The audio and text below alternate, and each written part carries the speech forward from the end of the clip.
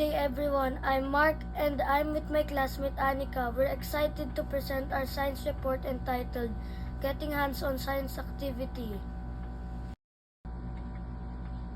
Mass. Mass is the weight of any object. It can measure in gram, kilogram, and milligram. Good day everyone, I'm Anika and now it's my turn to continue this report.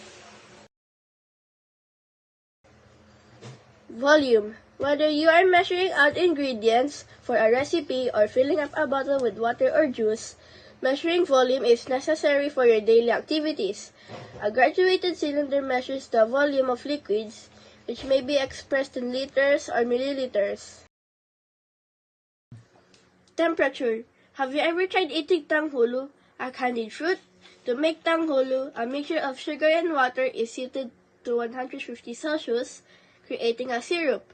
Fruits, such as grapes and strawberries, are then dipped in the syrup and allowed to cool to create that crunch. Temperature is measured with a thermometer and can be expressed in several scales.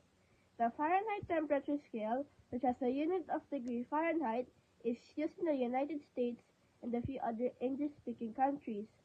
The Celsius temperature scale, which has a unit of degree Celsius, is standard in all countries that have adopted the metric system of measurement, such as the Philippines, and is widely used in the sciences. And here is how the temperature scales work. That's all for this report. Thank you very much for listening to our report. Goodbye and have a great day.